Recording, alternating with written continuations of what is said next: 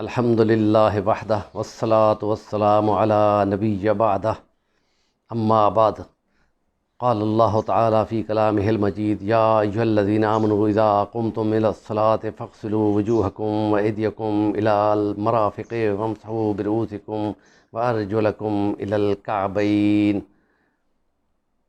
صدق اللہ العظیم۔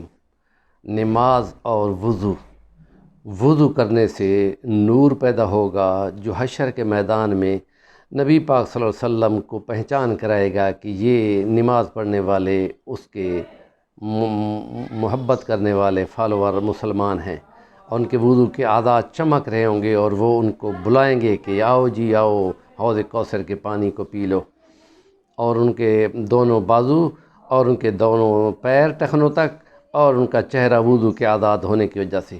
تو جس وقت یہ کام کرنے ہیں تو اس کو زیادہ نورانی بنانا ہے، اچھی طرح وضو کرنا ہے، مل مل کے دھونا ہے، صاف کرنا ہے 3 دفعہ۔ نبی پاک صلی اللہ علیہ وسلم نے تھوڑے سے پانی سے بھی وضو کر کے دکھایا ہے، اور زیادہ پانی سے بھی اچھی طرح دھو کے 3 دفعہ وہ اعضاء کو، وہ سنت ہے اور اس کے مطابق وضو کیا ہے۔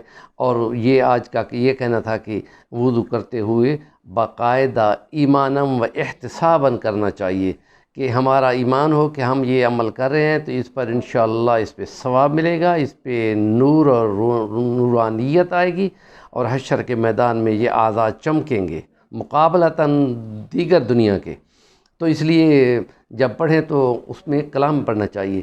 تو نبی پاک صلی اللہ علیہ وسلم نے ہمیں سکھایا ہے کہ یہ دعا کیا کرو، اللہم اجعلنی من الصالحین، اللہم اجعلنی من التوابین، اللہم اجعلنی من المتطہرین۔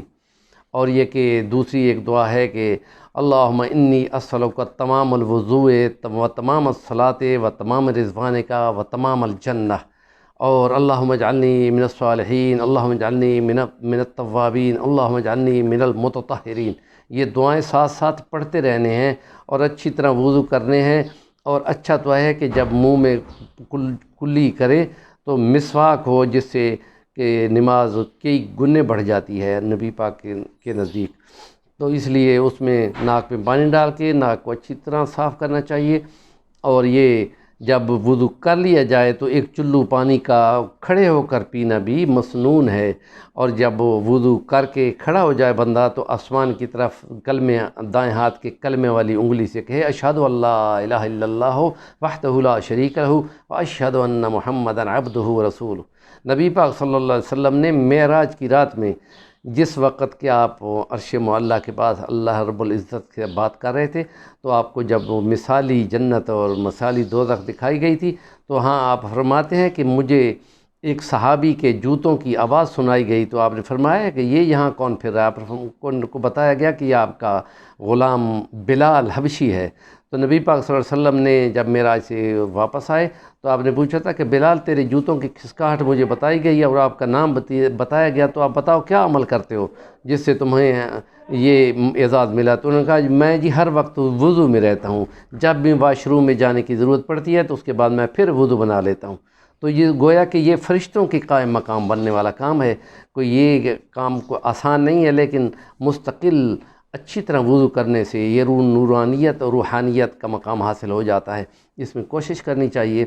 تو یا انشاءاللہ اگلے ولاگ میں ہم یہ کہیں گے کہ جب پانی تو یہ ہے، اگر پانی ہی نہ ملے تو اس کے لیے تیمم کا طریقہ ہے کہ وہ نبی پاک صلی اللہ علیہ وسلم نے کو جو آیات اتری تھیں کہ اگر پانی نہ پاؤ تو یہ تیمم کر لو کہ منہ کا مسح کر لو اور بازوؤں پر مسح کر لو۔